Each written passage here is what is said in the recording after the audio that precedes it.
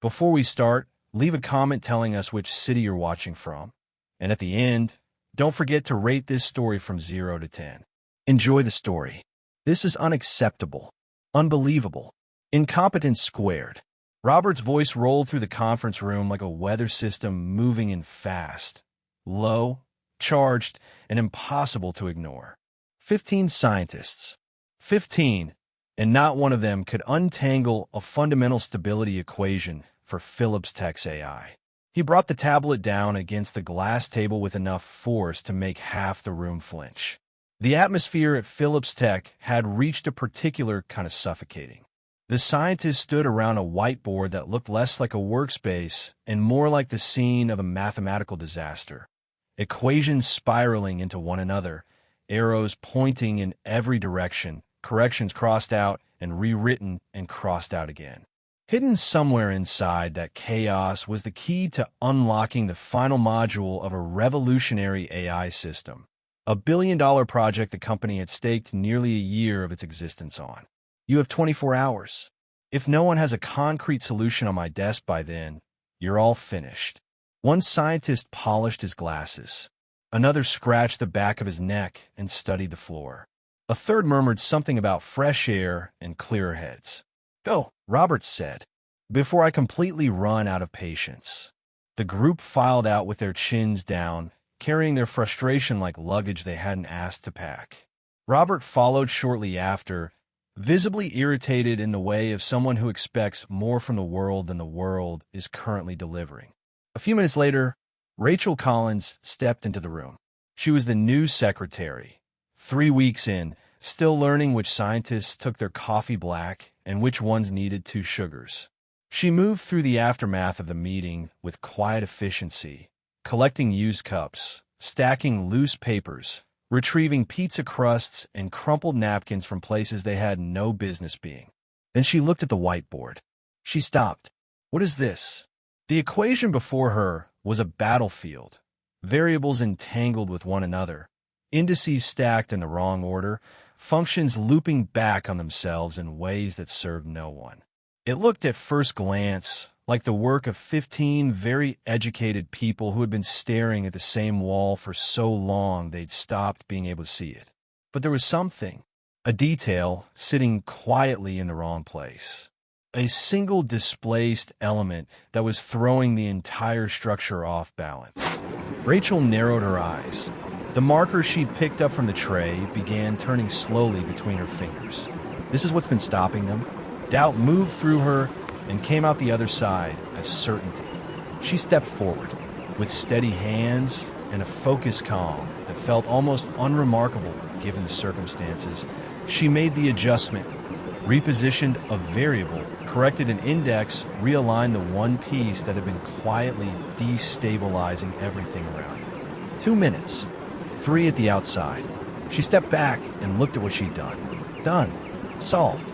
She said it softly, the way you say something you're not quite ready to believe yet. Robert Phillips walked in. His expression carried the particular sharpness of a man who had spent the day being disappointed and was prepared to keep going. He was halfway across the room when he stopped. Something on the whiteboard was different. He moved closer, head tilting, eyes narrowed. Who touched the calculations? Rachel was still holding the marker cap. I did. Robert turned to look at her the way you turn toward a sound you were certain your ears had invented. You? Yes. He blinked, took 3 deliberate steps toward the board, eyes tracing the new shape of the equation like a man checking his footing on unfamiliar ground. The room held its breath around him. You touched this thinking it would help. Not thinking. I solved it. He didn't answer. He pulled the tablet from his jacket, opened the AI model, and began entering data. Lines of code began to respond. He ran a comparison against the previous version, initiated a simulation, watched the results come in. His expression didn't change. Not entirely, but something behind his eyes did. This, he muttered, this is working. Rachel leaned against the counter, arms folded. But if you prefer, feel free to erase it. Just a secretary scribble. Robert looked up from the tablet. and found her watching him with the calm patience of someone who has already won and is simply waiting for the other person to notice. The skepticism was gone from his face. What replaced it was something more uncomfortable. Uncertainty. You're coming with me tomorrow. To the lab. 8 sharp. I want you to explain exactly how you did this. Every step. He didn't wait for a response. He turned and left the room with the same momentum with which he'd arrived, and the door swung shut behind him.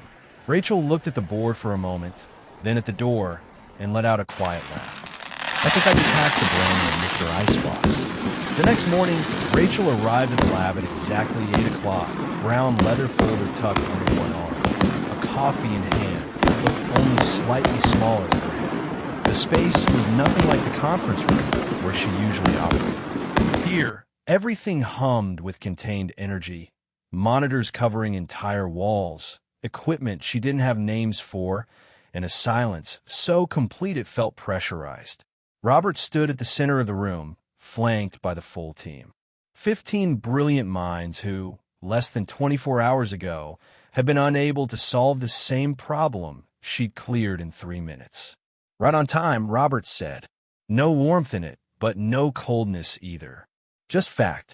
Rachel, I'd like you to walk the team through your process from yesterday. She looked around.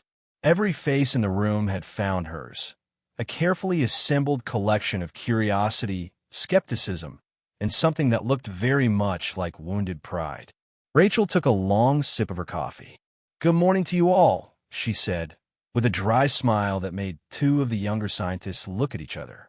What a welcoming atmosphere. I can genuinely feel the enthusiasm from here. Dr. Williams, the technical director, cleared his throat. Miss Collins, Mr. Phillips tells us you made modifications to the equation. We'd like to understand your reasoning. Rachel set her folder on a nearby table and turned toward the whiteboard, which remained exactly as she'd left it. My reasoning. She let out a small laugh. You really want to know? We do, Robert said, from his position against the wall. All right. She picked up a marker and faced the board. You were trying to force open a locked door when the key was already in the lock. David, the youngest scientist on the team, frowned. What do you mean? Look here. She circled a specific cluster in the equation. You were so committed to the complicated answer that you stopped being able to see the simple one. This variable was in the wrong position. It only needed to move. Dr. Williams looked unconvinced. Just moved? We've run iterations of that configuration dozens of times. You ran them wrong. Silence settled over the room like a drop in temperature. Robert straightened. Explained further. Rachel put a hand on her hip. Imagine trying to open a tin of food with a hammer. In theory, it might eventually work, but there's a thing called a can opener. You were hammering away when all you needed to do was turn the key. Jennifer, one of the senior scientists, folded her arms. That's a fairly reductive way to describe a complex systems problem. And sometimes reductive is exactly what a complex systems problem needs, Rachel replied, taking another unhurried sip. But if you'd rather keep hammering, I'll take my coffee back to my desk and let you all get on with it. Robert had been watching her, every word, every gesture, with the particular attention of someone trying to understand how a thing works without wanting to admit they find it interesting. Dr. Williams, he said, without looking away from Rachel, verify the math. The technical director exhaled through his nose, crossed to the computer, entered the data, ran 3 successive simulations, and turned back to the room with an expression that had rearranged itself into something he hadn't arrived with. The math is correct. A pause. More than correct. It's elegant. Rachel gave a small, neat bow. Thank you, doctor. I'm adding that to my resume. Elegant with equations. Robert felt something unfamiliar moving through his chest.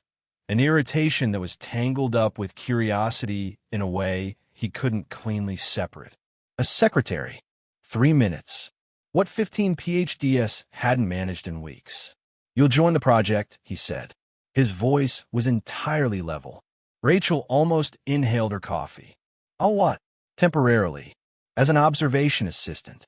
Murmuring spread through the room like a wave. Rachel looked around at the surprised faces and realized she wasn't alone in being caught off guard. Observation assistant, she repeated slowly. So I sit in the corner and watch the professionals work. It means you attend meetings and contribute when relevant. The company needs to understand how your mind approaches these problems. My mind approaches them like anyone else's, Rachel said. You're all just overbuilding the scaffolding. Dr. Williams stepped forward. Miss Collins, do you have formal training? Mathematics? Engineering? Computer science? I have a high school diploma and 2 years of business school. She said it without a flicker of defensiveness. I left to start working. The silence that followed had a texture to it. The particular quality of a room full of people recalibrating something they thought they already understood. Look, Rachel said, setting her coffee down. I'll join the project. But I have terms. Robert raised an eyebrow. Terms. First, I keep wearing my own clothes. I'm not putting on a lab coat and playing a role I'm not. Second, I keep my regular hours as secretary. This project is in addition to that, not instead of it.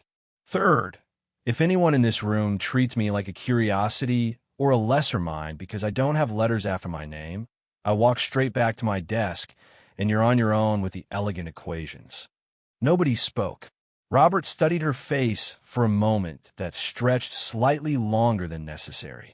There was something in her expression that didn't waver, a settled, unhurried certainty. Agreed, he said. Dr. Williams looked as though he'd like to object. Robert silenced him with a single glance. Starting immediately, Miss Collins attends all project meetings. I want daily progress notes. Rachel picked up her folder and offered the room a measured smile. Since we're teammates now, can I offer one more suggestion? Go ahead. Have you ever tried just breathing? Not overthinking? Sometimes the answer is directly in front of you, and you're looking past it because you expect it to be harder than it is. She left the room before anyone could formulate a response, leaving behind a group of unsettled scientists and a CEO who couldn't quite decide what he was feeling. Dr. Williams approached Robert's shoulder. Are you certain about this? Robert kept his gaze on the door. She's different. That's precisely what worries me. That's precisely why she's here. He turned to the team. Meeting at 2. Everyone present, including Miss Collins. As the room began to empty, Robert stayed behind for a moment, looking at the whiteboard. At Rachel's 2-minute solution. At the clean, precise adjustment that had unlocked what weeks of collective genius had failed to reach. For the first time in years, he was genuinely curious about someone. And the fact that it unsettled him told him more than he wanted to know. 3 weeks passed, and Rachel had quietly become a fixture.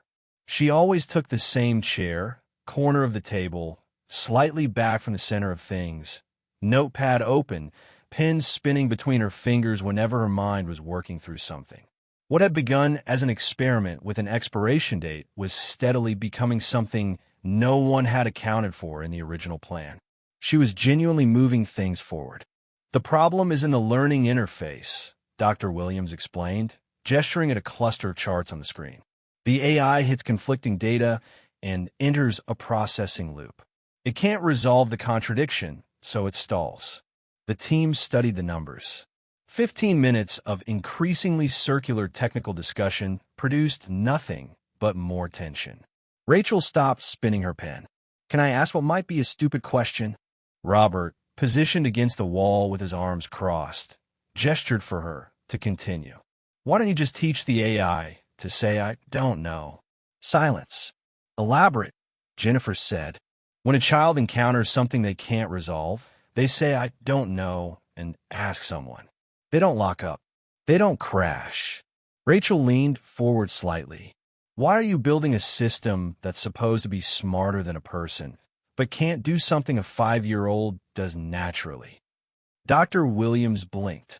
Twice. Are you proposing a declared uncertainty protocol? I'm proposing you stop trying to make the machine infallible and let it be honest about the limits of what it knows. David slapped the table with his palm. That's genuinely brilliant. It's so straightforward it's almost embarrassing. Rachel smiled. Thank you. Can I go back to my pen now? Quiet laughter moved through the room, the kind that eases a room's shoulders without anyone planning for it.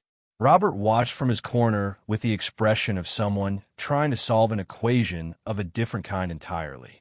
In the weeks that followed, the pattern held. Rachel kept finding the uncluttered path through the thicket, always with an offhand wit that somehow made the team more willing to admit what they didn't know. And Robert, without consciously deciding to, began noticing things he had no professional reason to notice. The way she bit her lower lip when she was working through a problem. The way her expression shifted when an idea arrived, like a lamp switching on. The way she held his gaze without flinching. Met it, in fact, with a half-smile that managed to be both disarming and faintly maddening. Mr. Phillips? Dr. Williams pulled him back into the room. Your thoughts on Miss Collins's adaptive protocol suggestion? Robert looked at Rachel. She was watching him with one eyebrow raised and the patient expression of someone who has already counted to 10. I'm sorry, could you repeat that?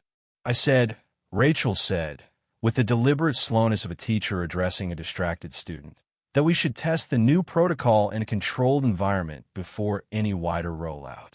But it looks like you had something more pressing on your mind. I was listening. Of course you were.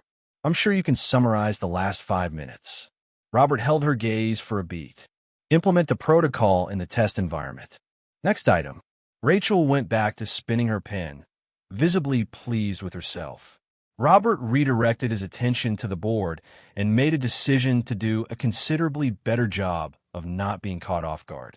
The following Friday, Dr. Williams announced a team dinner at an upscale restaurant in downtown Boston. Celebration of project milestones. Attendance expected. Dress code, formal. Rachel looked down at her plain blouse and pressed black trousers. Formal? Or formal for someone on a secretary's salary? Corporate event formal, Jennifer offered. Wonderful. I'll come in pajamas. In truth, Rachel was quietly anxious. Her wardrobe had nothing remotely appropriate for the kind of establishment she was picturing. She spent Saturday afternoon on the phone with her younger sister Sarah, who was studying law in another city. Borrow something from your roommate, Sarah said. Sarah, I can't show up looking like I'm being called to the bar. You're basically a lab intern. It's not that different. Thank you for the support. Truly. In the end, it was Linda, a teacher who lived in the next apartment and possessed considerably better taste than her square footage might suggest, who came through. A navy dress, simple and well-cut, elegant without announcing itself. When Rachel walked into the restaurant Monday evening, there was a brief and telling pause. Rachel, David was the first to find her. You look completely different.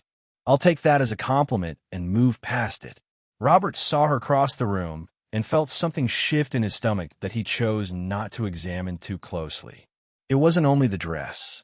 It was the way she moved through a space she clearly knew wasn't her natural territory, carrying herself as though she had every right to be there, because she'd decided she did.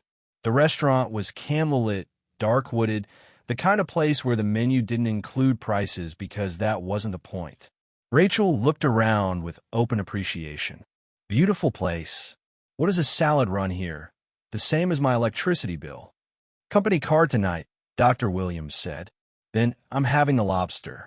The maitre d' arrived with a polished smile that faltered almost imperceptibly when he reached Rachel. Good evening. Table 4. He looked at her briefly. And you are joining this group? I am, Rachel said, nodding toward the team. Of course. In your role at Phillips Tech, if I may. Rachel opened her mouth. Dr. Williams got there first. Miss Collins is our specialist consultant in innovative solutions. Rachel glanced at him, chose not to correct the record. Excellent, the maitre d' said, his smile restoring itself. Right this way.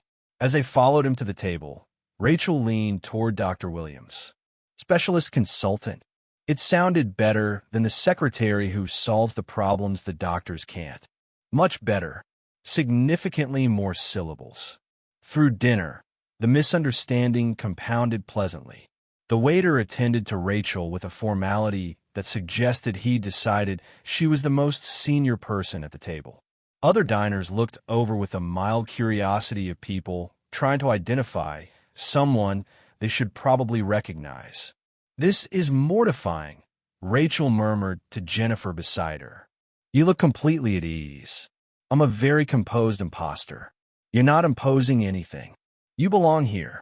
"Jennifer, I borrowed this dress from my neighbor Linda." Linda is a middle school art teacher. Across the table, Robert had stopped pretending to review the menu. There was something he found impossible to look away from. The complete candor with which she acknowledged her discomfort, paired with the unshakable composure she carried regardless. "Rachel," he said, "what's your honest read on the project at this point?" She looked up from her salmon. "You're all still overcrowding the problem.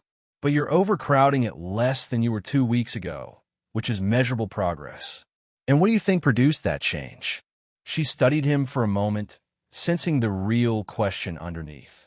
"Maybe you finally accepted that the most elaborate solution is rarely the correct one. Or maybe the team gained a perspective it was missing." That too. As they were leaving, a woman in an immaculate blazer intercepted Rachel near the door. "Excuse me, are you the new head of innovation at Philips Tech? I've been hearing such interesting things." Rachel nearly lost her composure for the first time all evening. "No," she glanced at Robert, who looked privately entertained. "I work there, but not in that capacity." "Oh, that's a shame. Someone told me they brought in a remarkable young woman who was transforming the whole department. I assumed it was you." After the woman moved away, Rachel turned to the group. "See, this is what borrowed clothes do. People assign you a life you haven't earned yet." "Who says you haven't earned it?" Robert asked. His voice had dropped below its usual register, stripped of its professional armor. Rachel looked at him. Something passed between them that no one else seemed to catch. Brief, unplanned, and entirely mutual. "Well," she said finally, recovering herself, "if I have earned it, I hope it comes with a corresponding adjustment to my paycheck." The moment dissolved into laughter, and the group moved toward the exit. Robert walked slightly behind the rest, watching Rachel ahead of him, and tried to identify the exact moment she'd started occupying a disproportionate amount of space in his thinking. He couldn't find it, which told him it had been gradual, which was somehow worse. The following Thursday, Rachel was navigating the corridor toward the elevator at just past 7 in the evening, arms full of stacked reports, when Robert stepped in beside her. The building had gone mostly quiet around them. "Late again?" he asked, pressing the ground floor button. "Someone has to make sure the filing system doesn't collapse. It turns out geniuses aren't particularly gifted at organizing paperwork. You could have asked someone on the team." "I could have, but then I'd lose my one reliable opportunity to complain about it." Robert almost smiled. The elevator descended normally through several floors, then gave a single hard lurch on the 10th and stopped. The lights stuttered twice and died, leaving only the thin amber glow of the emergency strip near the floor. "This can't be happening," Rachel said, looking at the control panel. Robert pressed the emergency button, then pressed it again. Tried the intercom. Nothing on either count. He checked his phone. No signal. "No signal here either," Rachel confirmed, checking hers. "Perfect. I know. Stuck in a stalled elevator with Boston's most cheerful executive. What a Thursday." "I'm not cheerless." "Of course not. You radiate warmth and ease. Everyone says so." Robert looked at her. "Your sarcasm isn't improving the situation. Neither is your scowling, but we're both committed to our approaches." They stood in silence while both of them considered and discarded various solutions. Then Rachel sat down against the wall, arranged her scattered papers around her with the efficiency of someone making the best of available resources, and looked up at Robert, who was still standing. "You're going to stand there for the next 2 hours?" 2 hours? I'm being optimistic. It could easily be longer. I have a conference call at 8. You'll need to reschedule." She said it with genuine sympathy and absolutely no apology. Robert ran a hand through his hair. Then, with the visible reluctance of a man and used to surrendering to circumstances he can't control, lowered himself to the floor on the opposite side of the elevator. This is absurd. Sitting on a floor? Welcome to how the rest of us spend our evenings. I mean, the situation. The situation is fine. You're the one having trouble with it. I don't do well when things move outside my control. I noticed. You're not particularly subtle about it. Another silence.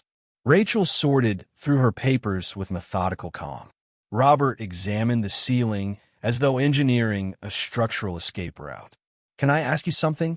Rachel said. Go ahead. Why are you always at maximum intensity? You're always calculating, always managing, always 3 steps ahead of the current moment. Do you ever actually stop? I stop when the situation warrants it. That's not stopping. That's scheduled decompression. What's the distinction? Real rest isn't something you pencil in between deliverables. You live like you're perpetually being evaluated, like there's always something left to prove. Robert was quiet for a moment that was slightly longer than comfortable. Maybe that's because there is. To who? Everyone. The board. The investors. The team. And to yourself? He looked at her directly. It was a simple question, asked without cruelty, which somehow made it land harder. Especially to myself. Why? Because that's the shape of how I was raised. He paused. He didn't talk about this. Not to colleagues. Not to anyone in his professional orbit. But something about the stalled elevator, the low emergency light, and the complete absence of an audience made the usual defenses feel unnecessary. My father built something from nothing and decided the most loving thing he could do was make certain I was never satisfied with whatever I achieved. Success wasn't celebrated. It was just a new baseline. Rachel tilted her head. That sounded exhausting. It works. Look at the company. I see a company. I also see a man who thinks his ideal Thursday evening is working alone in an empty office. And what's your ideal Thursday evening? Rachel didn't hesitate. Anything that involves laughing with people I actually like. A terrible film I can talk about. Cooking something that takes too long and eating too much of it. The ordinary things. Ordinary. You should try them sometime. You make it sound easy. It is easy. That's the entire point. Robert thought about that. You, on the other hand, you seem remarkably unbothered by things. Rachel laughed. A real one, short and unguarded. Unbothered? I am working 2 jobs to cover my sister's university fees. I live in an apartment so small that opening the oven door requires a plan. I borrowed a dress from my neighbor to attend a dinner in my own company. My life is held together with optimism and good timing. None of that is unbothered. But you seem settled. Because I chose it. That's the difference. She smoothed the edge of one of the reports in her lap. I chose to work extra so Sarah can finish her degree. I chose the small apartment so I could save. I chose to come to Phillips Tech and try to be useful. The hard parts don't feel like things happening to me. They feel like decisions I made.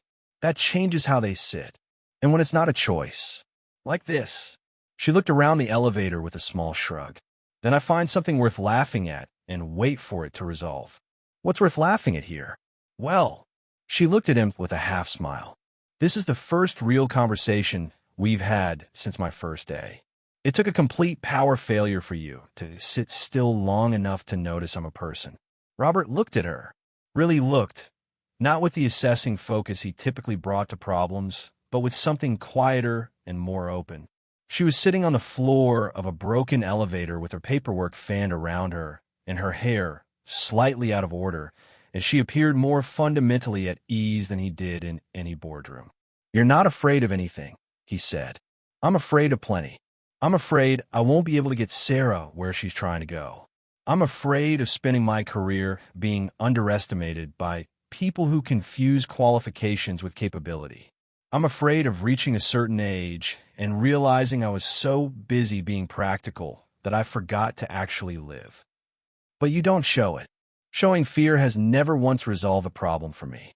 I'd rather laugh at the hard thing than fold in front of it. Something moved in Robert's chest, slow, deep, and unfamiliar.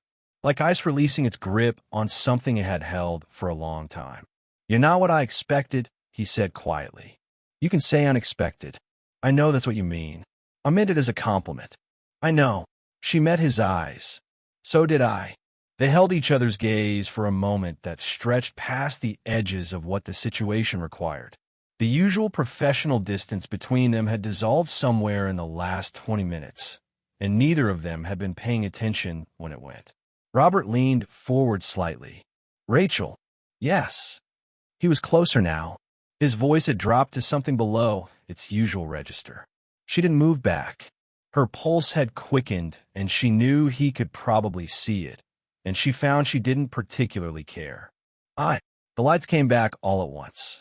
The elevator shuddered, found its footing, and resumed its descent with the complete indifference of machinery that doesn't understand what interrupted. Robert pulled back. Rachel blinked twice, then looked at the floor panel, then at the ceiling, then at a neutral point somewhere between them. "Back to normal operation," she said. Her voice was slightly rougher than usual. Apparently. The doors opened at the lobby. Robert stood and offered his hand. Rachel took it, and when their palms met, there was a distinct and undeniable charge. Not metaphorical, something genuinely physical, that neither of them acknowledged and both of them felt. "Thank you," Rachel said. "Of course." They stood in the lobby without quite moving toward the exit, the evening settling awkwardly around them. "Well," Rachel said finally, "that was a memorable elevator ride." "It was. See you tomorrow." "See you tomorrow." She turned toward the glass doors, then stopped and looked back. "Robert," he waited. "What you said about your father and about always needing to prove something." She paused. "You know, you've already built the proof, right? Whatever he needed from you, you've exceeded it by any reasonable measure." Another pause. "You're allowed to stop measuring." Robert stood very still. "Good night, Rachel." "Good night." She walked out through the glass doors and disappeared into the evening crowd, and Robert stood in the empty lobby watching the space where she'd been, feeling less certain about a great number of things than he'd felt in a long, long time. Rachel arrived Friday morning, carrying her coffee and a slightly different energy, lighter, somehow, as though the previous evening had shifted something in the atmosphere between her thoughts. That feeling lasted exactly 15 minutes.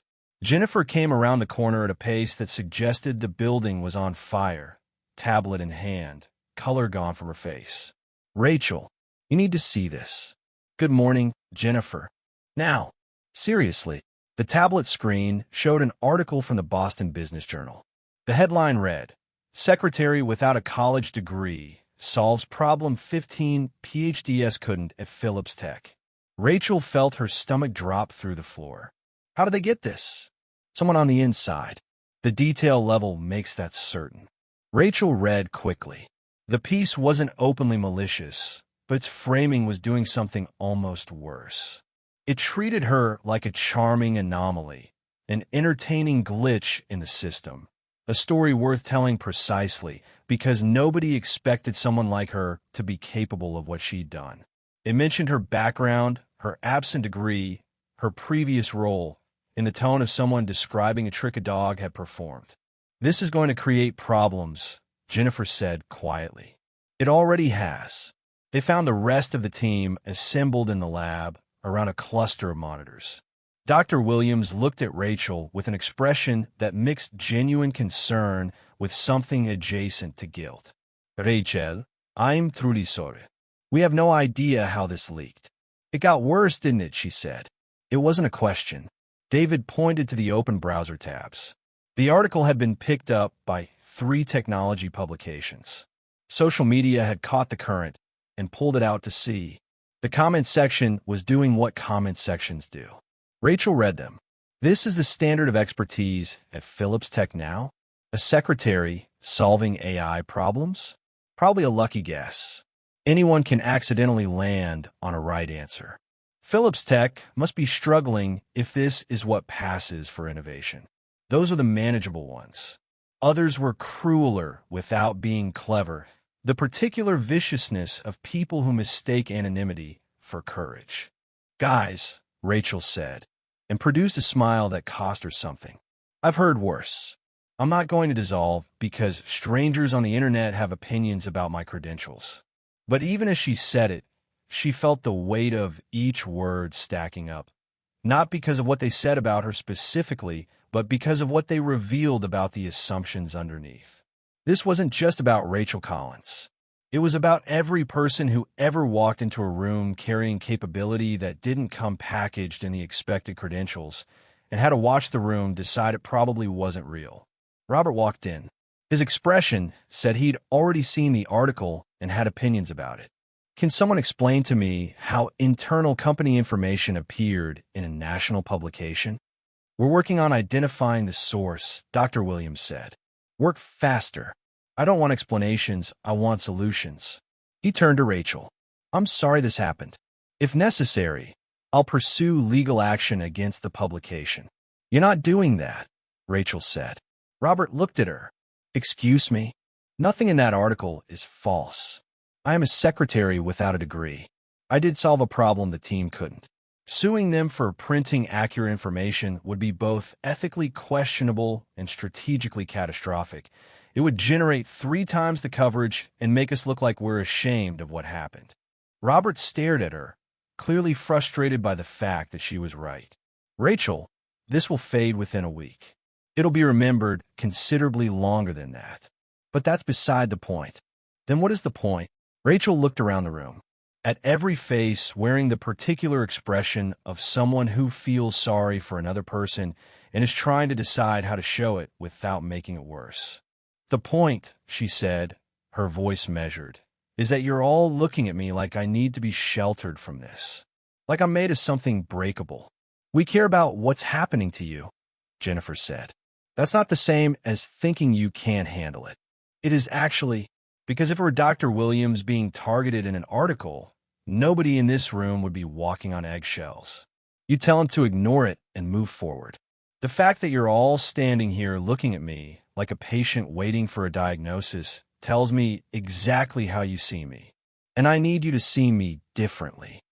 Robert opened his mouth, closed it. She was right, and he knew it, and the discomfort of knowing it was visible on his face. What do you want from me? He asked. I want you to stop managing this situation and ask me what I need.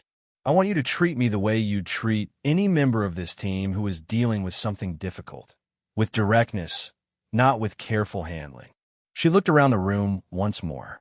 I want to be a colleague, not a project. The room was completely still. Rachel set her coffee down on the table, crossed her arms, and waited. I want you to stop trying to rescue me and start treating me like someone who can rescue herself. The silence that followed had a particular quality, the kind that settles over a room when everyone present knows they've just heard something true and uncomfortable. David cleared his throat. Rachel, maybe we should schedule a team meeting to figure out how to handle this together. You schedule the meeting. She picked up her bag. I'm going home. Dr. Williams blinked. Now? But the Monday presentation. You'll manage without me. Robert stepped forward. Rachel, you can't simply walk out. Yes, I can. And I am. I need a few days to think. Think about what? About whether it's worth continuing to show up somewhere I'm treated like a novelty act instead of a professional. Nobody here is treating you like that. Rachel let out a short laugh that carried no warmth. Robert, this morning 3 separate people stopped me in the corridor to ask if I was all right after the article. Like I'm a figurine someone dropped. Last night, in that elevator, you talked to me like I was a person. Today you're all looking at me like I'm a cause you've adopted. She glanced around the room one last time. You know what's interesting? The comments online didn't hurt nearly as much as the way you're all standing here right now. At least the people on the internet are honest about not taking me seriously.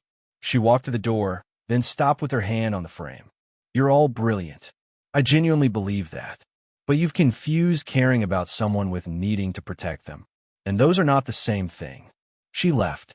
Robert stood in the middle of the room for several seconds, processing the shape of what had just happened. Then he moved, quickly, out the door and down the hallway. Rachel, wait. She was already in the elevator, pressing the close button with the focused repetition of someone who means it. "Rachel, what do you want, Robert?" "You're right. About everything." The doors began to slide shut. "I know I am. That's why I'm leaving." He put his hand against the door. The mechanism halted. "For how long?" "I don't know. Possibly for good." "You can't." "I can. And I will." She reached out and moved his hand from the door, gently, but with complete finality. "Rachel, we need you. You need what I can do. That's not the same as needing me. They're two separate things." "They're not." "Yes, they are. And until you understand the difference, it's better if I'm not here." The doors closed. Robert stood alone in the corridor, staring at the brushed steel panel, and felt the particular emptiness of a room after something important has just left it. In the days that followed, Rachel's absence registered throughout the team in ways nobody had quite anticipated. It wasn't only that her contributions were missed, though they were. It was that the entire atmosphere of the lab had shifted. Meetings ran longer and produced less. Solutions that should have taken an hour took 3. There was a flatness to the room that no one could accurately name, because naming it would have required admitting what was causing it. Robert tried calling twice. She didn't answer. Dr. Williams floated the idea of flowers. "That would make it considerably worse," Robert said, and moved on. On Tuesday afternoon, Jennifer found him at the window that looked down toward the parking lot, doing nothing in particular. "She's still not back?" "No. Are you going after her?" Robert exhaled. She was very clear about not wanting to be treated like someone who needs rescuing. "That's different from going after her, because you miss her." It wasn't a question. Jennifer had been watching him more carefully than he'd realized. The way his eyes moved to Rachel's empty chair during meetings, the way his expression had taken on a particular quality of distraction, the way he'd stopped making the dry, precise observations that used to punctuate every discussion. "Everyone misses her," he said. His voice didn't convince either of them. Jennifer looked at him for a moment. "Robert, you don't miss her as a colleague." He kept his gaze on the parking lot and said nothing, which, Jennifer noted, was an answer. On Monday morning, exactly 1 week after Rachel walked out, Robert stood in the meeting room at 7:30 preparing documents for the most important investor presentation of the quarter. The team from Harrison Capital was arriving in under 2 hours. The future of the project, 12 months of work, every resource they had committed, depended on the next 9 minutes. He had spent the entire weekend going over numbers, charts, and projections, compensating through volume for what was no longer. Dr. Williams arrived early.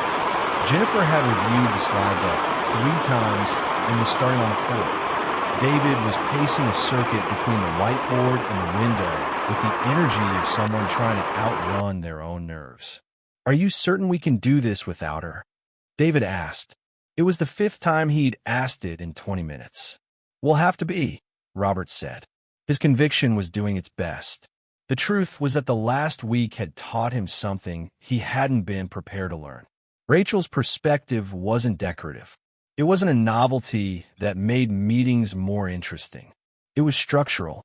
Without it, everything they built felt slightly overcomplicated, slightly harder to explain, slightly less alive.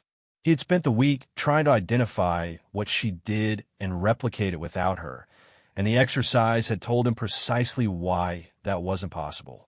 "The Harrison team is known for pressure," Dr. Williams said, adjusting his glasses for the 3rd time. "They question every assumption. Then we make sure we can answer every question," Robert said, with more confidence than he felt. That was when the door opened. Rachel walked in as though she'd simply stepped out for coffee and was returning at her usual time. "Good morning, everyone. I'd hate to be late for the most important meeting of the quarter." The room produced a silence of a very specific variety, the kind generated by the sudden return of something everyone had quietly given up on. "Rachel," Dr. Williams found his voice first. You came back? Unless this is a collective hallucination." She set her bag on her usual chair and surveyed the room. Why does everyone look like the investors already arrived and turn us down? They haven't even pulled into the car park yet. Robert looked at her.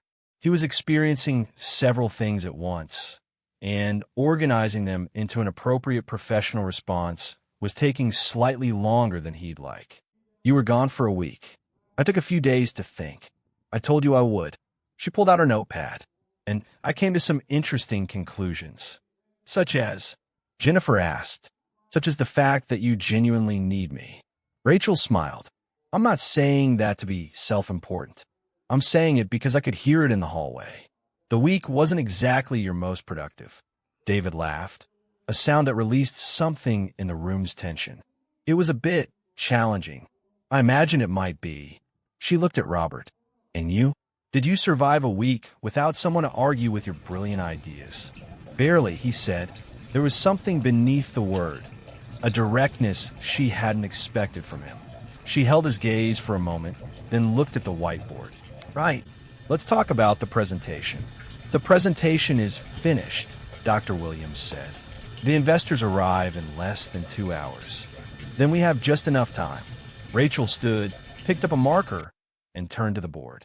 First problem, you're opening with numbers. Numbers are the foundation of the proposal, Jennifer said.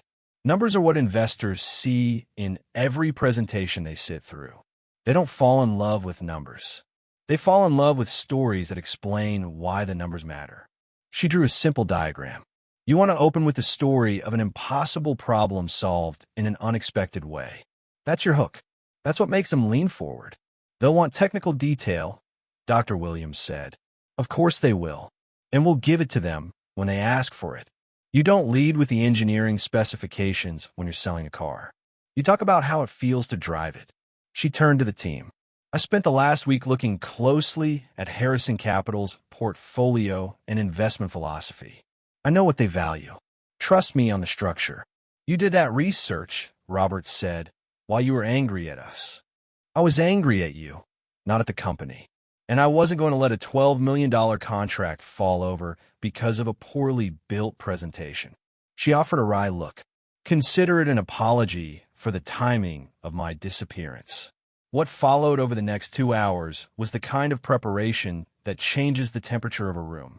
Rachel reorganized the entire arc of the presentation, stripped it of its defensive complexity, replaced technical jargon with analogies that created genuine understanding, and rehearsed with the team until the transitions felt natural and the key points landed without needing to be explained twice. Remember, she said, as they waited in the corridor for the Harrison team to arrive, you're not asking for money. You're offering a stake in something that's already working. There's a fundamental difference between those two positions.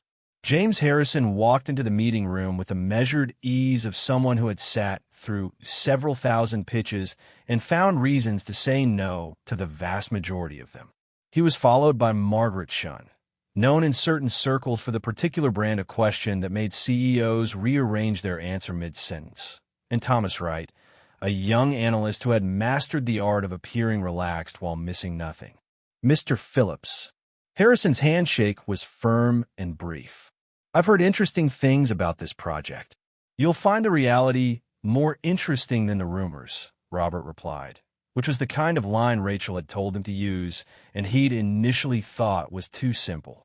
When Robert reached Rachel in the introductions, there was a fractional pause before he said, and this is Rachel Collins, our specialist in innovative solutions. Rachel shook hands with all three, and Margaret Shunn held her gaze a moment longer than the others. Miss Collins, your academic background? High school diploma and 2 years of business school, Rachel said, without adjusting her posture by a millimeter. What qualifies me to be in this room is the fact that I solved in 3 minutes a problem that 15 PhDs couldn't resolve in 3 weeks. I thought that was a more relevant credential for today's conversation. The room sat with that for a moment. I'm quite interested in that story, Harrison said. Something in his expression had shifted. Robert quietly exhaled and began the presentation. He followed Rachel's script precisely, opened with the story of the impossible equation and the unexpected solution, built the technical detail only after the human narrative had made people want to understand it. Margaret Shin interrupted 10 minutes in. Mr. Phillips, could Miss Collins speak to her specific contribution to the project directly? Absolutely, Rachel said, before Robert could form an answer. While the team was investing considerable effort in a solution they'd already decided needed to be complex, I questioned the premise rather than the approach. She picked up a marker. May I? Harrison gestured toward the board. Picture trying to open a locked door, Rachel said, drawing as she spoke. You've tried a hammer, a screwdriver, and a blowtorch in various combinations for several hours. I came in, turned the handle, and the door swung open. The door wasn't locked, Margaret said. Exactly. Everyone had assumed it was. No one had stopped to check. Harrison laughed. A real one, not the polite kind. Does that happen often in your work here?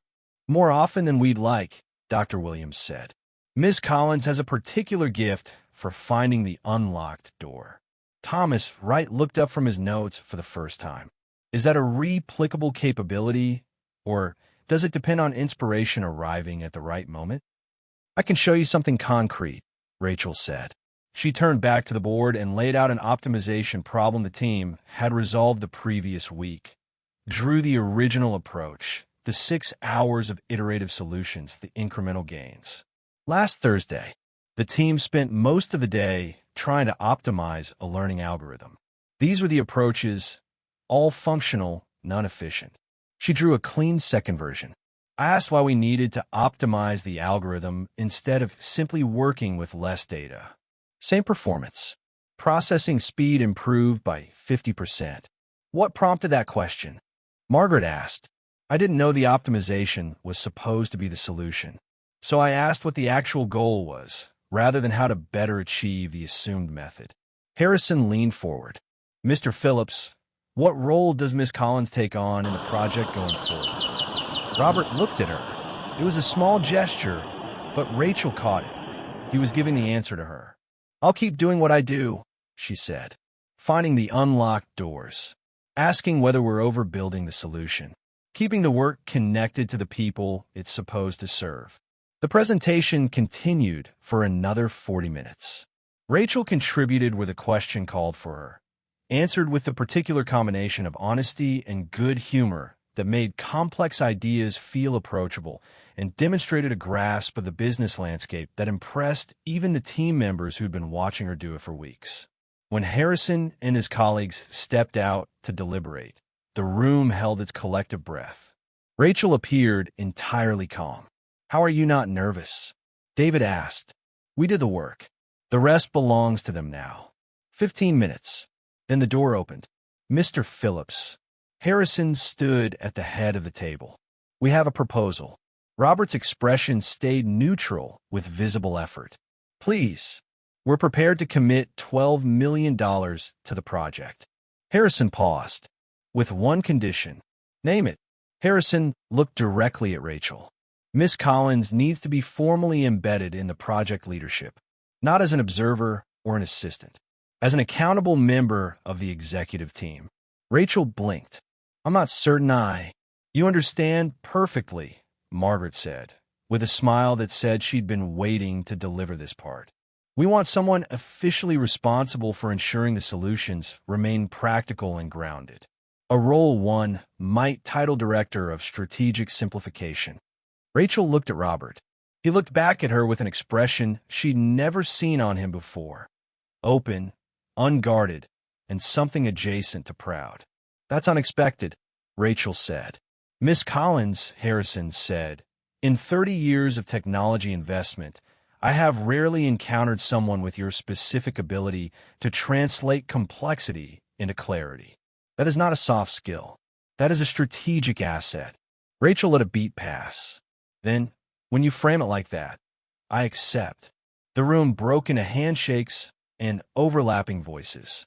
As the celebration found its footing, Robert moved to her side. Director of Strategic Simplification, he said quietly. Distinguished title, she agreed, and apparently accompanied by a meaningful increase in compensation. Rachel, about last week. Later, Robert. Right now, we celebrate the fact that a secretary without a degree just secured $12 million for your company." She stepped away toward the team before he could formulate a response. And Robert stood for a moment in the particular kind of solitude that arrives when everything around you has just changed and you haven't quite caught up yet. The celebration assembled itself organically in the lab. Dr. Williams produced champagne of the corner store variety. Jennifer arrived with cupcakes from the cafe downstairs, and David connected his phone to the speakers and put together a playlist on the spot. It was not a sophisticated gathering. It was a happy one. "A toast," Dr. Williams said, raising a plastic cup. "To our new director of strategic simplification." "And to the 12 million, David added. "And to the proof that academic credentials are not the whole story," Jennifer said. Rachel raised her cup. Something in her chest was doing something she hadn't fully expected. "To all of you," she said, "for letting me be exactly who I am, even when who I am is slightly unmanageable." "Slightly?" Robert said from his corner. The room laughed. The party lasted an hour before the ordinary demands of people's lives began reclaiming them. Dr. Williams had a dinner. Jennifer needed to collect her son. David had a guitar lesson at 7. Dr. Williams paused at the door. "You two staying to lock up?" "We'll finish tidying," Robert said. "Good. And Rachel, this is exactly where you're supposed to be. All of it." When the last footsteps had faded down the corridor, the lab belonged to the two of them. The music had settled into something slower. Afternoon light came sideways through the windows and fell across the scattered cups and cupcake wrappers with a warm, unhurried quality of a day winding down. Rachel began gathering cups. Robert watched her for a moment. "You don't have to do that. The cleaning team comes in an hour." "Habit," she said, stacking efficiently. "And I'm still getting used to the idea of being a director. Give me a few days." "Rachel," she looked up. "What you said last week, about me not seeing you as an equal." He paused. "You were right. I need you to know I understand that now." "To be fair," she said, going back to the cups, "you've been improving. You're the reason for that." "No, I pointed things out. You chose to act on them. That distinction matters." Robert moved to help her, collecting cups from the far end of the table. They worked in the same comfortable rhythm that had developed in their better moments over the past weeks. "Why did you come back?" he said. Rachel considered the question. "Because even when I was furious, I liked the work. And because my sister is in law school and has strong opinions about financial stability." She smiled. "But also," she set down the cups and leaned against the table with her arms folded, "because I realize you all need me for something beyond solving problems. You need someone to remind you that you're building things for ordinary people. People who don't speak in algorithms. People who want to say, 'I don't know,' and be told that's allowed." "You humanize it," Robert said. "Someone has to." He laughed. A real one. Full and unguarded. The kind Rachel had heard perhaps twice since her first day. She felt it land differently than she expected. "What?" she asked. "You just closed a $12 million deal. You were promoted to a position that didn't exist 24 hours ago." He looked at her. "And you're picking up plastic cups. Because nothing has actually changed, Robert. I'm the same person I was this morning. The title is new." "I'm not." "That's not entirely true." He moved slightly closer. "This morning you were someone who could leave at any point. Someone with options anywhere." "Someone who?" He stopped. Rachel tilted her head. "Someone who worries you." "Should it worry me?" I asked first. He ran a hand through his hair. The gesture she'd learned to read as the surface sign of something he hadn't finished deciding. "Yes, it worries me." "Why?" "Because this company would be considerably less interesting without you. More predictable, more technically accomplished, probably, and completely without life." Rachel studied him for a long moment. "Robert Phillips, did you just admit that you need me to make this place worth coming to?" "That's what I said." "That's almost a compliment." "It is a compliment." The music had shifted to something slower still. The light in the lab had warmed toward evening. Rachel looked at him directly. "In the elevator last week," she said, "I thought you were going to—" "Go into what?" Nothing. Forget it. Rachel. She held his gaze. I thought you were going to kiss me. The honesty of it visibly caught him off guard. He was quiet for a beat that felt long. And if I had, that would have depended entirely on your execution. She kept her expression level. You're not known for romantic spontaneity. I imagine you'd want to prepare a weighted pros and cons analysis first. You think so? I think that's very likely. What would the cons be? You're my employer. That complicates the situation meaningfully. He took a step toward her. And the pros? I didn't say there would be any. You said it would depend on how convincing I was. Which implies convincing is possible. Which implies pros exist. Maybe, she said, and her smile was doing something slightly different from its usual form. You'd have to be very convincing to find out. He took another step. They were close now. Close enough that Rachel could see the precise color of his eyes, could catch the faint scent of his jacket, could feel the specific quality of attention he was giving her, which was not the professional attention she'd grown accustomed to. Rachel, yes. You talk too much. And then he kissed her. It was not calculated. It was not preceded by a list or a logical framework or a considered risk assessment. It was immediate and warm and entirely impulsive, and Rachel was surprised for exactly 1 second before kissing him back, her hands finding his shoulders without any conscious decision being made about it.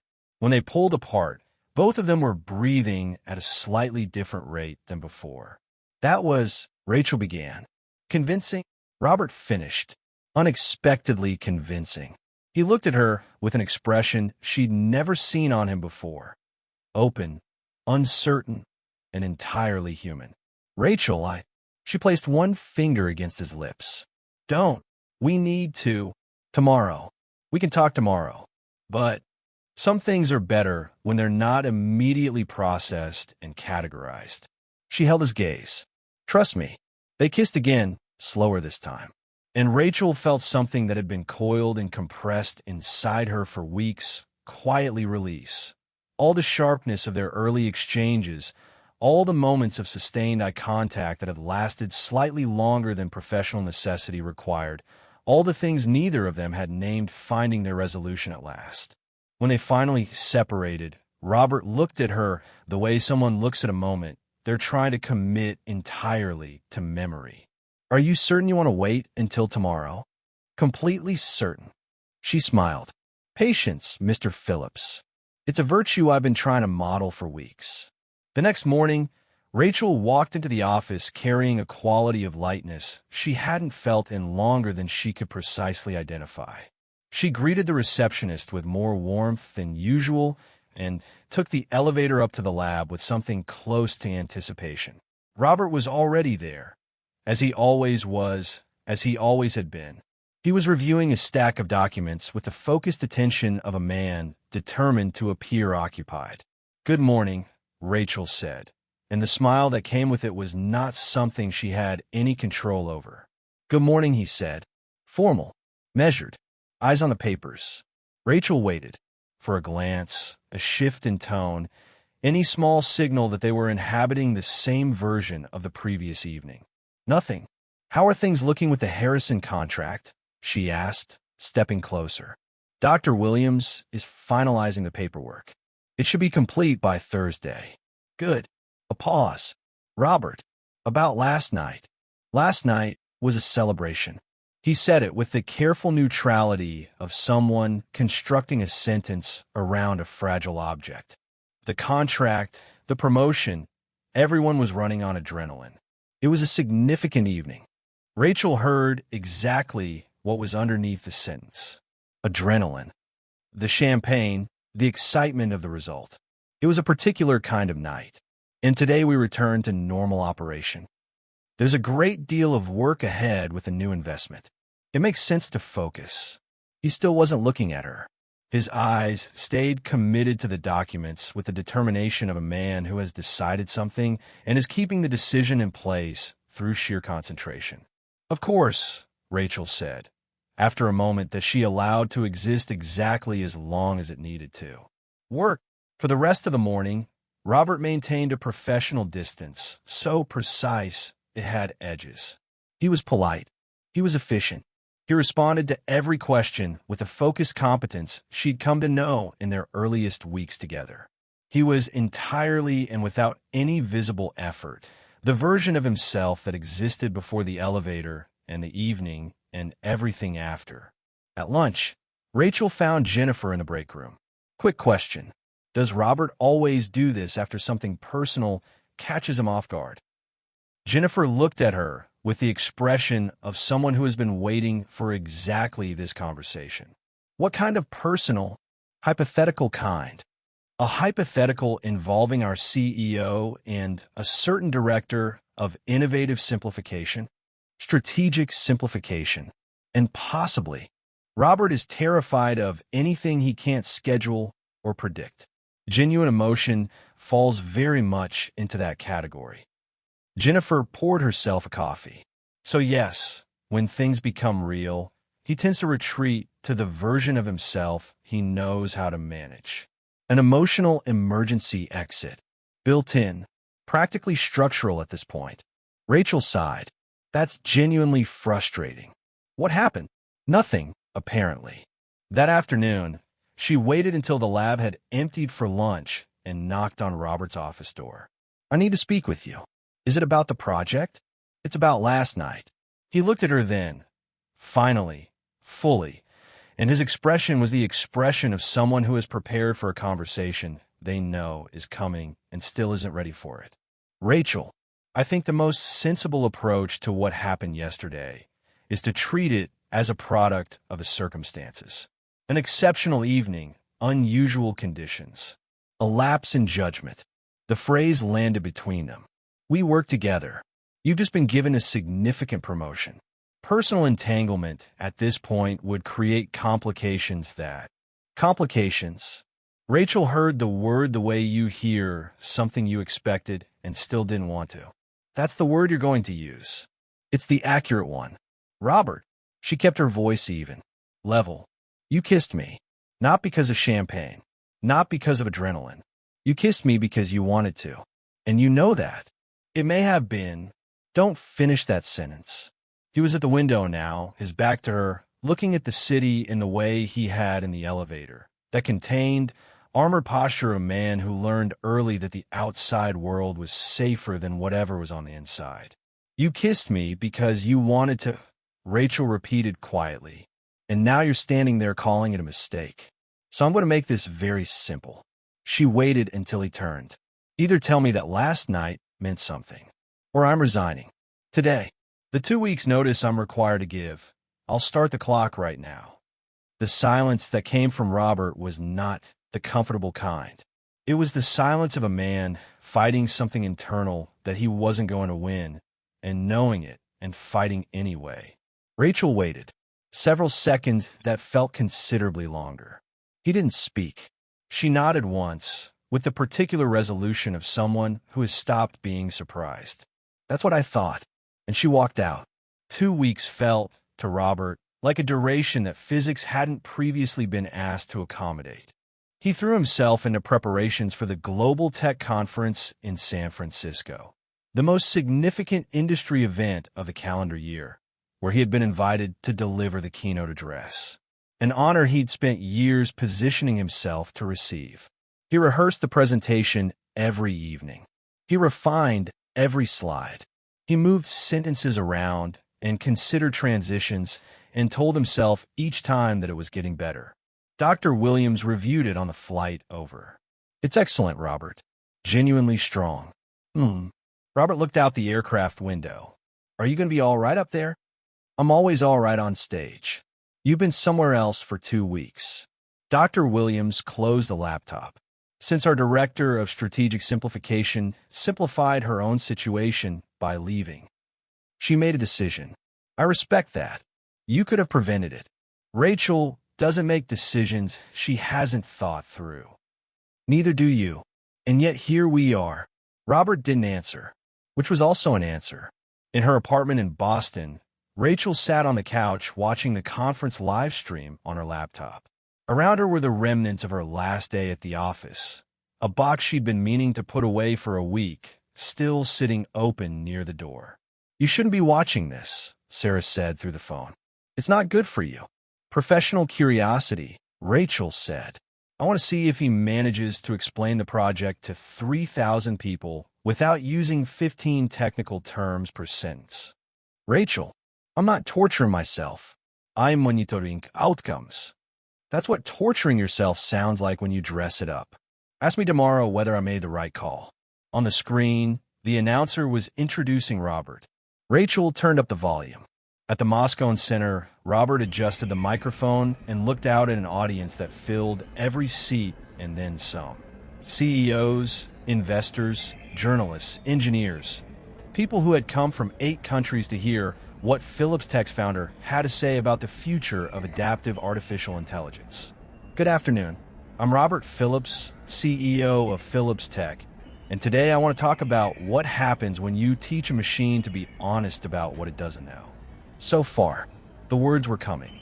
He clicked to the first slide. Our company has developed a protocol that allows AI systems to process conflicting data without entering recursive loops.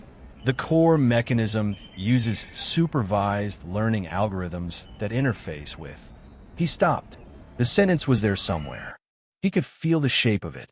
But what he could also feel, standing in front of 3,000 people under stage lighting in a city 4 hours for Boston, was the precise and unavoidable memory of Rachel sitting on the floor of a stalled elevator saying, "Stop hiding behind the language you use when you're nervous."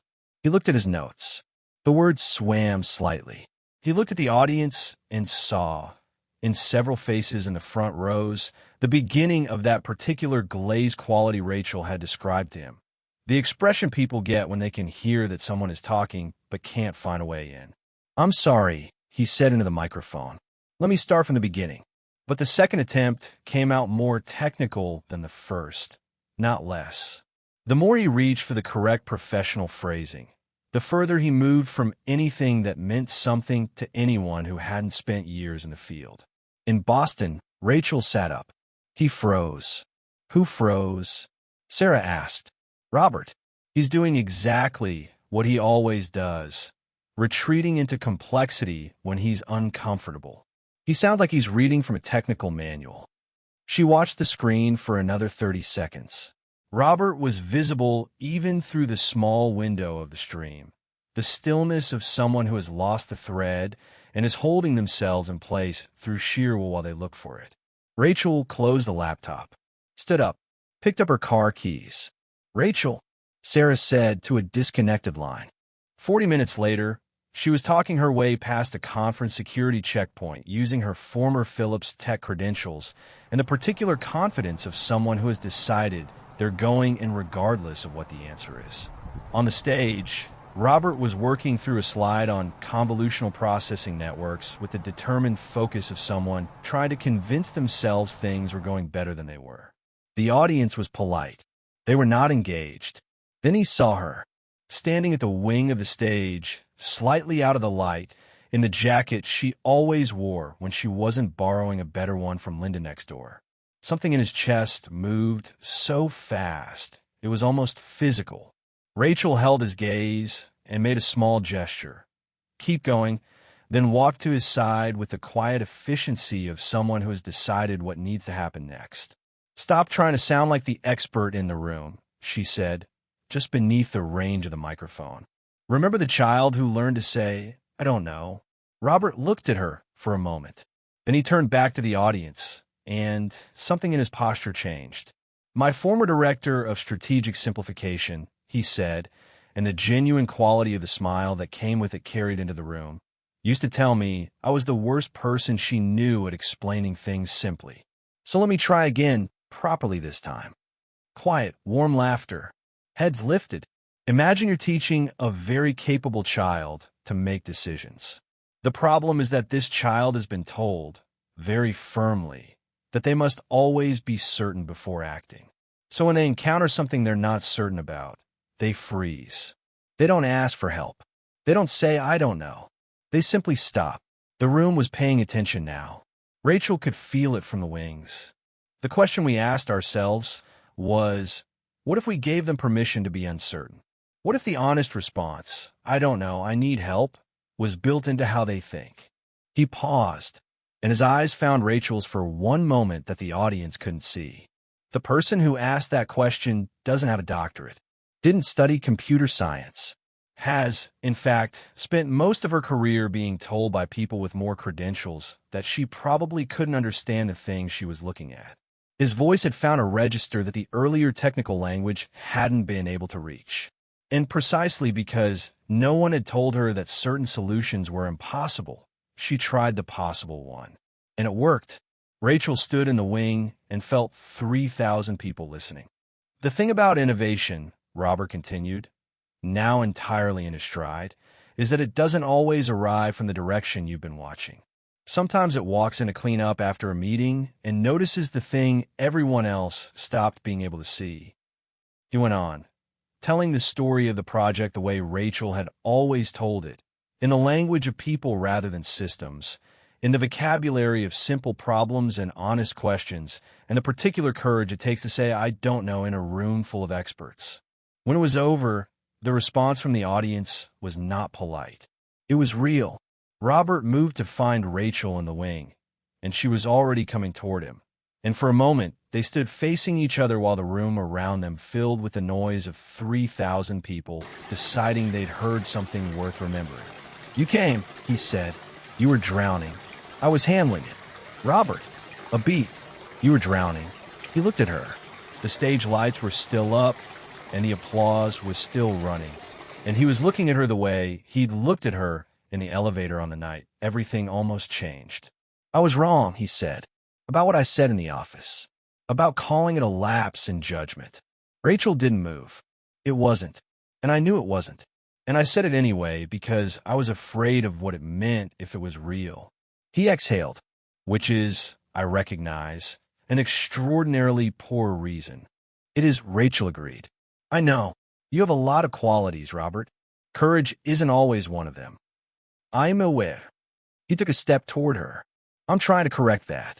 Right now. In fact, in front of approximately 3,000 people who can probably see us through the stage lighting." Despite everything, the corner of Rachel's mouth moved. "Is this your version of romantic spontaneity?" "It's the best I can do on short notice." "It's a start," she said, and she didn't step back.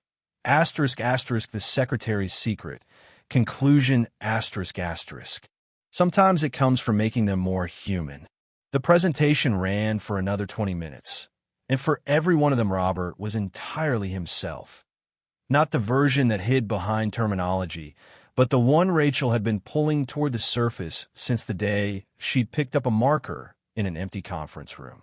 He used stories instead of specifications. He let the audience find their own way into the ideas rather than mapping every step for them. He held people's attention the way good teachers do, by making them feel that what they were hearing was something they'd been waiting to understand. When he finished, the audience stood. The applause lasted nearly 2 full minutes. Backstage, Rachel leaned against the wall and watched Robert navigate the wave of congratulations. Other speakers, event organizers, journalists. She was working out a quiet exit when he found her across the room. "You came. I watched you freeze on the live stream and thought it seemed like a professional emergency." "It was." He moved toward her. "Thank you. It was a good presentation. Once you stopped reciting the technical manual." "Rachel, what he said on stage." He paused. "I needed to say it. You didn't have to do that. Talking about me in front of 3,000 people." "I did. Because it was true." He stopped in front of her. Every word of it. They stood in the hum of the convention center, the crowd moving around them. "How are you?" he asked. "Good. Better than I expected." She looked at him squarely. "And you?" "Terrible. Genuinely, completely terrible." "Because of the presentation?" "It went well in the end." "It's not about the presentation." His voice had dropped below its professional register. "It's because of you. Rachel, these past 2 weeks have been the worst stretch of my professional life. And not because I'm missing what you contributed to the project. It's because I'm missing you." Rachel looked at him. There was something in his face she hadn't seen before. Not the controlled vulnerability of the elevator, not the brief openness of the evening in the lab. Something more exposed than either of those. You spent your whole life controlling everything, she said. Feelings, relationships, outcomes, everything organized and predictable. And then you walked in and dismantled the entire system. I came in to clean up after a meeting. Same result. He held her gaze. A fully controlled life is a completely empty one. You were right about that. You were right about most things. Rachel crossed her arms. An old habit, a familiar shield. And what do you want me to do with that? I want you to know that I'm more afraid of losing you than I am of whatever comes with not losing you. He said it with the careful precision of someone who has rehearsed a sentence until it finally sounds unrehearsed, which is not a small statement for someone who spent 35 years treating fear as a navigational tool. She studied him, looking for the seam where the sincerity ended and the self-protection began. It took longer than she expected to find it, because she couldn't find it. Robert, the last time we were in this territory, you decided the professional thing was to pretend it hadn't happened. I know. You called it a lapse in judgment. I know. That isn't a small thing to walk back. I know that too. He exhaled slowly. I was afraid. I'm still afraid. But I've worked out that being afraid of getting hurt and being afraid of losing you are two different fears, and the second one is considerably larger. Rachel was quiet for a moment. The noise of the convention center felt very far away. Do you have any idea, she said, how exhausting it is to care about someone who is actively resistant to caring back? I think I'm beginning to understand it from the other direction, yes. And are you genuinely ready to stop disappearing into yourself every time something becomes real? I'm not certain of anything, Robert said, except that I don't want to try living without you again. 2 weeks was enough data. Despite herself, the corner of her mouth moved. You're using the word data in a declaration of intent. Old habits. You're impossible. I know. Your timing is terrible. I know that too. And you will almost certainly drive me completely mad. Probably. He held her gaze with the steadiness of someone who has stopped pretending they don't feel what they feel. But at least I'd be doing it honestly. Rachel looked at him for a long moment. Then, slowly, she let her arms drop from where she'd been holding them crossed against her chest. It's a start, she said. 3 days after the conference, Rachel sat at her regular table in the cafe near her apartment, coffee going cold at her elbow, staring at an envelope she'd been staring at on and off for most of the morning. Inside, it was an offer that could redirect the next several years of her life. A full scholarship to complete her business degree at the University of Chicago, with a concentration in innovation management. The irony was not lost on her. She'd spent months demonstrating that the absence of a degree didn't determine her value. Now she was being offered the chance to earn the credential she'd never had. Her phone rang. Jennifer. Rachel, you have to come back. The place is falling apart. Jennifer, I resigned. That's a relatively permanent action. Robert spent 2 hours yesterday explaining the Harrison project to a client. The client left more confused than when he'd arrived. Rachel laughed before she could stop herself. I'm not even slightly surprised. He needs you, Rachel. We all do. Dr. Williams understands the technology. You understood the people. Those aren't interchangeable. Rachel looked at the envelope. Jennifer, can I tell you something? Anything. I got a scholarship offer. She paused. Full funding. University of Chicago. A silence on the other end that said more than most words would have. Rachel, that's extraordinary. You deserve it. Thank you. Is it because of Robert? It's because of me. She exhaled slowly. I need to figure out who I am when I'm not perpetually solving someone else's problem. When the situation isn't pulling me in a direction and I have to find my own. And you think Chicago does that? I think distance does. At least for a while. That afternoon, she went to Phillips Tech to collect the last few things from her desk. The building felt different. Not in any way she could point to specifically, but in the way buildings feel when your relationship to them has changed. She was putting her favorite mug in her bag when Robert appeared in the doorway. Jennifer told me you were here. Just a mug. She held it up. 3 years together. I couldn't abandon it. Rachel, He stepped into the room. About San Francisco. Robert, don't. You don't know what I was going to say. I do, actually. She turned to face him. You thought it through. You want to try it properly this time. No retreating when things become complicated. You want to give us a real chance. She looked at him steadily. Am I right? He paused. Exactly right. I know, because you're predictable. You want what you can't have, and you tend to overlook what's in front of you while it's there. She kept her voice even. It wasn't an accusation. It was an observation. When I was here every day, working alongside you, contributing to your company, I was a colleague. An interesting puzzle. Now that I've gone, suddenly I'm the person you can't imagine losing. Robert opened his mouth. Closed it again. I know you made mistakes, Rachel said. But Robert, they weren't really mistakes. Mistakes happen when you don't think. You thought very carefully about every choice you made. They were decisions. She picked up her bag. And now I'm making mine. What decision? She took a slow breath. I accepted the scholarship. Chicago. The word landed in the room between them. For how long? 2 years minimum. Possibly longer if I go further with it. Rachel, I spent months here proving I have value. That I can contribute. That I belong in rooms I was never expected to enter. She looked at him. And it worked. I did all of that. But I did it without the one thing I actually wanted. Which was you. She said it simply, without drama. I wanted you to see me. Not as a talent to cultivate or a problem to understand. As a person you might care about. She shook her head. And when it finally happened, when you kissed me, I thought maybe... But then you decided it was safer to call it a lapse. She picked up the mug. I can't stay here and wait for you to work through your fears, Robert. I have my own life to build. He stepped closer. What if I told you I'm not afraid anymore? That I'm ready now? Then I'd tell you that you had your chance, and you chose not to take it. She held his gaze without flinching, and her eyes were sad rather than hard. And I mean it kindly.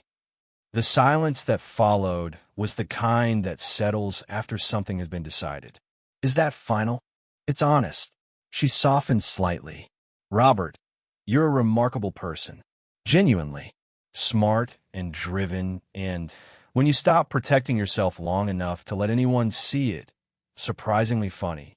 But you're 35 and still learning how to sit with a feeling without immediately classifying it as a risk. She adjusted her bag on her shoulder. I'm 28. I don't have the patience to be your teacher in that as well. That's harsh. It's accurate. There's a distinction. He was quiet for a moment. When do you leave? Next week. The semester starts in the fall. I need to find somewhere to live, get settled. So soon. Yes. Rachel, don't. She placed her hand briefly on his arm. One beat, warm and final. Don't make this harder for either of us. Are you certain? I'm certain this is right for me. She gave him the saddest and most genuine smile he'd seen from her. I hope you find what you're looking for, Robert. I really do. She walked out for the last time, and Robert stood in the center of the lab and listened to the sound of her footsteps until the building swallowed them entirely.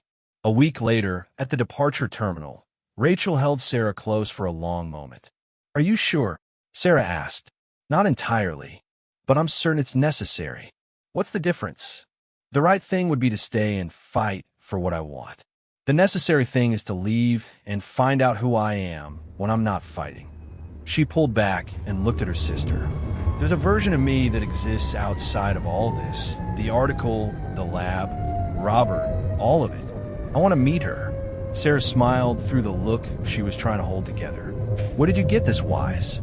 When I fell in love with a man who was more frightened of his own feelings than I was of mine. As the plane lifted and Boston spread out below her, the harbor, the grid of streets, the particular quality of afternoon light on water, Rachel didn't know that Robert was at that exact moment sitting at his kitchen table, surrounded by papers that had nothing to do with Phillips Tech maps of Chicago. Information about the university.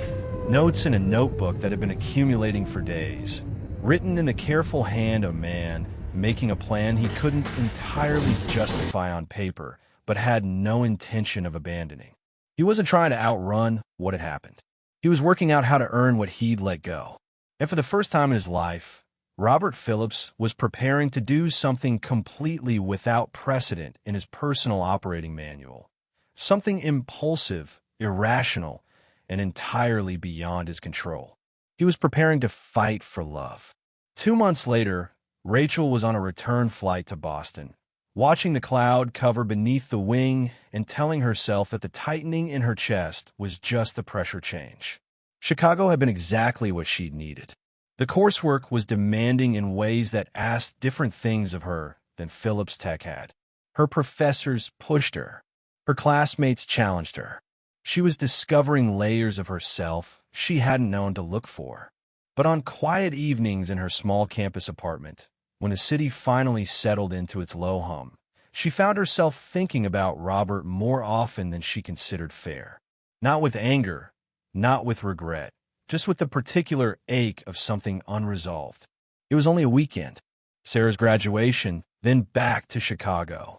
Sarah met her at arrivals with a hug that went on slightly longer than the occasion strictly required, and an energy that Rachel, who had known her sister her entire life, immediately recognized as the energy of someone who knows something they're not supposed to say yet.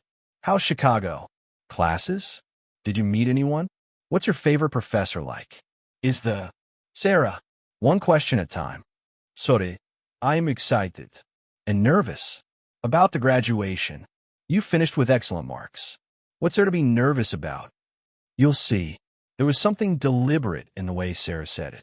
Rachel filed it away and let it go, because the alternative was asking questions she wasn't entirely sure she could. The ceremony was held on the main lawn under a clear afternoon sky, with chairs arranged in precise rows and the particular festive formality of the institution acknowledging what students had accomplished. Rachel found her seat in the family section, settled in, and spent the first 40 minutes listening to the dean discuss the future and two professors discuss academic excellence with the fluency of people who had done so many times. She was beginning to genuinely relax when the announcer said, and now, a special presentation from a guest who has traveled specifically from Boston to Memphis today. Rachel's stomach dropped before the figure even reached the stage.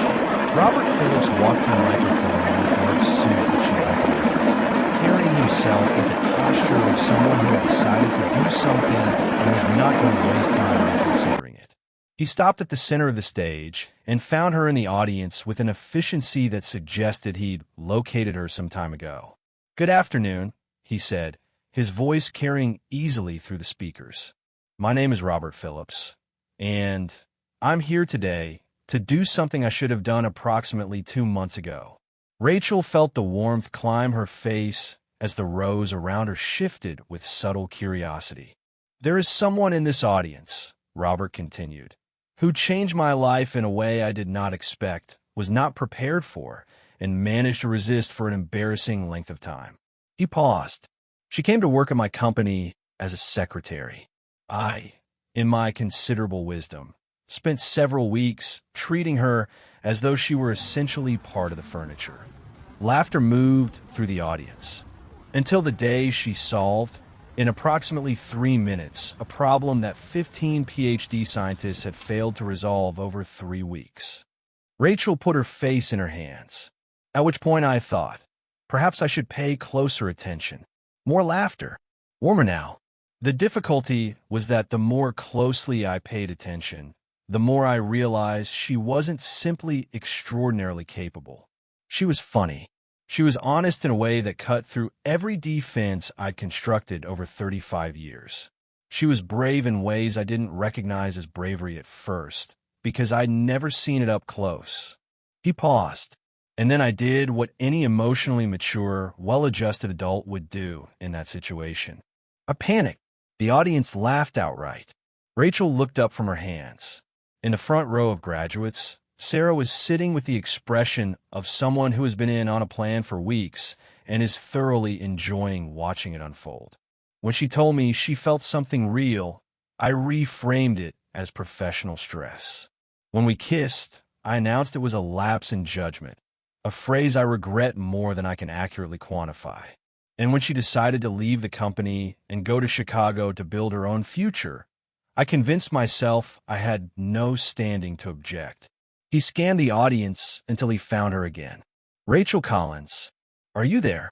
Reluctantly, with the sensation of several hundred people redirecting their attention at once, Rachel raised her hand. Good, because I need to say some things to you, and I have conclusively proven that I am incapable of saying them privately without reverting to catastrophically poor judgment. Robert, Rachel murmured to no one in particular. First, you were right about everything. I am cold, calculating, and have spent the better part of my adult life treating genuine emotion as a liability. He held her gaze across the rows of seats. Second, you are the most remarkable person I have encountered in my life, and my decision to let you leave was the single worst executive decision I have ever made, and I once approved a product launch in February. Laughter again, and Rachel felt the tears she'd been not crying for 2 months make a serious attempt at arriving. Third, I have spent the past 8 weeks researching the University of Chicago's curriculum, the city's neighborhoods, and the practical logistics of whether a technology CEO can operate meaningfully from the Midwest. A beat. The answer, if anyone is curious, is yes. Rachel's breath stopped. And fourth, Robert stepped down from the stage and began walking toward the family section with the unhurried certainty of a man who is committed to a course of action and is seeing it through. Rachel Collins, you walked into my company carrying a coffee and a leather folder, and without any apparent effort or intention, you walked off with everything that matters. He stopped in front of her. She was standing now, though she didn't remember deciding to stand. Will you marry me? The lawn went silent in the particular way of large groups of people who have all decided at the same moment to stop making any noise. Rachel looked at him, then at the several hundred people arranged around them, then at Sarah, who was biting her lip with the poorly suppressed delight of someone who has been sitting on a secret for weeks. You're insane, Rachel said finally. Completely, Robert agreed. Specifically about you. You cannot simply appear at my sister's graduation and propose in front of half the law school. I've apparently been able to do exactly that, as the evidence suggests. And if I say no, then I accept that outcome and return to Boston having at least demonstrated that I'm capable of something genuinely irrational for the right reasons. He looked at her with an openness she'd wanted to see for months and had stopped letting herself want. But I'd rather you said yes. Rachel looked at him, the stiffness she'd always associated with him, the careful distance, the professional composure, the armor he'd built over decades. None of it was there. What was there was just a person standing in a garden in front of a crowd, asking for something they were afraid might not be given. This is, she said carefully, without any competition, the most ridiculous proposal in recorded history. I know. You flew here specifically to do this. I did. And if I say yes, you'd actually come to Chicago. I have already identified 3 apartments within reasonable distance of your campus. Of course you have. She looked at him for another moment, feeling the tears she'd been holding back make one final and successful effort. Robert Phillips, you are late, embarrassing, and have chosen the single most inconvenient possible venue for this conversation. I know. Is that a... Yes. She said it clearly, so the people nearest them could hear it, so the moment was real and solid and couldn't be taken back. That is absolutely a yes. The lawn erupted. Robert reached for her and held her in a way that had nothing measured or controlled about it, lifting her briefly off the ground, and she laughed into his shoulder while something that had been wound tight inside her for 2 months finally, completely, let go. When he set her down and looked at her, she saw him clearly. The man who had needed someone to show him that the walls he'd built were keeping out the very things that would have made the view worth having. You're still impossible, she said. I know, he said quietly, but now I'm your impossible. And he kissed her in the middle of the graduation ceremony, while the lawn filled with applause and Sarah's voice cut through it all from the front row, clear and joyful and entirely herself. 6 months later, in the garden of the Boston Harbor Hotel, Rachel sat in the bridal suite while Sarah adjusted her veil for the 10th time, and Jennifer arranged a bouquet of white and blue flowers with the focused attention of someone who has decided this is the most important task she's been given all year. "Stop moving," Sarah said. "You're like trying to dress a weather vane." "I can't help it. Every time I picture marrying the man who once told me that human feelings were unnecessary complications, something in me wants to laugh. He's changed." "I know. That's the funny part." Jennifer looked up from the flowers. "How's our bride doing?" "Nervous," Sarah announced. "I'm not nervous," Rachel said. "I am anticipating." "Those are different states." "She's been anticipating for 45 minutes, Sarah said.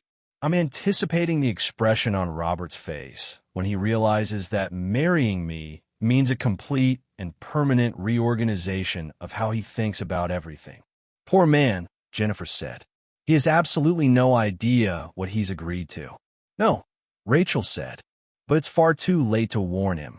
Outside, in the garden strung with warm lights and dressed with wildflowers, Robert was adjusting his tie for the 20th consecutive time, while Dr. Williams stood beside him with the patience of a man who has made peace with the situation. "Are you all right?" "I'm completely fine. Why wouldn't I be? It's only the most consequential day of my life. Nothing to be concerned about." "You're sweating." "I'm lightly perspiring due to the ambient temperature." David appeared from the direction of the bar, looked Robert up and down, and said, "You look like someone who has just realized they can't spreadsheet their way through what's about to happen." "I'm not going to faint." "You keep saying that. Successful executives don't faint at their own weddings. They also don't repeat themselves 3 times in 2 minutes," Dr. Williams added pleasantly. The music shifted. Guests settled into the semicircle of chairs. 80 people, a particular kind of gathering. Phillips Tech, Rachel's friends, family from both sides, a few clients who had become something closer than that over the years. It had exactly the size and shape of something meant. Robert took his place beside the pastor and pulled in a slow, deliberate breath. Then the entrance music changed, and he looked toward the petal-lined path, and Sarah came first in her lilac dress, and Jennifer behind her, and then Rachel. Robert felt the air leave him completely. She was in a simple dress, her hair in soft waves, and she was smiling in the particular way she smiled when something had genuinely delighted her. Unguarded, unperformed, entirely real. When she reached him, she leaned slightly toward his ear. "Breathe, Robert." "I'm breathing." "You're not." "I'm a successful." I heard the whole speech. "Breathe." He breathed. The pastor, a kind man who had known Sarah for years, smiled at them both. "We are gathered today to celebrate the union of Robert and Rachel, 2 people who demonstrated, among other things, that love is not deterred by poor timing, professional complications, or a truly remarkable proposal at a graduation ceremony." "It was romantic," Robert murmured. "It was mortifying," Rachel murmured back. "It worked." "It did." "Robert," the pastor said, with the gentle authority of someone used to steering couples back to the moment. "Your vows." Robert reached into his jacket and produced a folded piece of paper. Rachel's hand came gently over his. "No notes." "Rachel, I prepared. You can recite the technical specifications of an adaptive AI protocol from memory. You can tell me why you want to marry me without looking at a piece of paper." He folded it back into his pocket, looked at her. "Rachel Collins, when you came into my life, I believed you were a new employee. Then I decided you were an interesting problem. Then I convinced myself you were a professional asset." He paused. "It took me longer than I would like to admit to understand that you were the person I had been looking for without knowing I was looking." "Better," she whispered. "You showed me that being willing to feel something isn't a vulnerability. It's a capability. You showed me that laughter matters more than being right, which has been a significant recalibration. And you showed me that the moments worth keeping are almost never the ones you planned." He looked at her steadily. "Like getting stuck in a lift." "Like getting stuck in a lift with you," she agreed softly. "I promised to spend the rest of my life trying to deserve your humor, your patience, and the particular grace with which you tolerate emotionally delayed men. The guests laughed. Rachel let one tear go and didn't chase it. "My turn?" she asked. He nodded. "Robert, when I met you, you were the most intimidating person in any room I'd ever been in. Cold, controlled, apparently constructed entirely of professional composure and expensive suits. This doesn't sound like. I'm not finished." She smiled. Underneath all of that, there was a man with an enormous capacity for feeling who had just never been told it was allowed. And watching you find that, watching you choose to find it, has been one of the most extraordinary things I have ever witnessed. She took a breath. "I promise to keep simplifying things when you make them too complicated. I promise to keep laughing with you, and occasionally at you when necessary, and I promise that I will never let you forget that the best things that happen to us are the ones we didn't schedule." They exchanged rings, plain gold, exactly what both of them had wanted, and when the pastor pronounced them married, Robert kissed her with a thoroughness that made the guests respond immediately and loudly, and Rachel laughed into the kiss, and it was exactly right. The celebration that followed was everything Rachel had quietly hoped for. Sarah had insisted on contributing a few homemade dishes to the otherwise catered spread, creating an interesting buffet that managed to be both elegant and entirely human. Rachel's cousin ran the music with a playlist that moved without apology between soft jazz and proper salsa. And when it landed on salsa, Rachel took Robert's hand and pulled him to the floor. "I don't know how to do this. I'll show you. Follow me. Don't overthink it. Overthinking is..." "Robert, following you. Feet. Feet will be fine." He was not a natural. He was also not as bad as he thought once he stopped thinking. At one point, he made Rachel laugh so hard she lost the beat entirely, and they stood in the middle of the floor laughing together in a way that had no performance in it at all. Later, during a pause in the music, Rachel drew him to a quiet corner near the garden wall. "I need to tell you something." "What?" He was still slightly out of breath from the dancing. "I've been talking to Northeastern about a transfer." Robert went very still. "What?" "I can finish my degree here in Boston. The administration has confirmed it." She looked at him. "I want to live with you. Not just on weekends. Properly." "Rachel, you don't have to." "I know. That's how I know I want to." She took his hand. "And I have an idea for afterward. Something I want to build." "Tell me." "A company. Not like Phillips Tech, something smaller, more specific, focused on teaching young people how to program. Not the academic version that scares people off before they've started. The human version. The version where you're allowed to say, 'I don't know.'" Robert looked at her with an expression that moved through several stages and settled on something that looked very much like joy. "An education company. You'd bring the technical foundation. I'd bring the ability to explain it to someone who doesn't already speak the language." She tilted her head. "We could actually change who gets to be in these rooms, Robert." He was quiet for a moment. "Then, that's the best idea you've had. Better than fixing your stability equation. Considerably more interesting." He kissed her, right there in the corner, quietly and without audience. And it was different from all the other kisses because it was the first one that belonged to a life they'd already begun. Later, as the last guests found their way toward the exits, Sarah appeared at Rachel's side. "How does it feel, Mrs. Phillips?" "Strange," Rachel said honestly. "And exactly right at the same time. He's a good man. He is. He just needed to be shown which direction to look."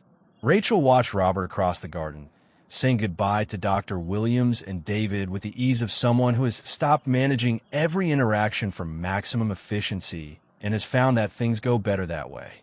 "Did I change him?" "You changed everything." "I don't think so." Rachel shook her head. "I think he was always capable of being that person. I've just stayed long enough to make it inconvenient to keep being the other one." "And him? Did he change you?" Rachel considered this. "He taught me that being practical and being romantic aren't opposites. That planning ahead and being fully in a moment can coexist." She paused. and that some of the best things that happen to you are the ones where you walked in expecting something else entirely. Robert came over, and Sarah kissed her sister on the cheek and stepped quietly away.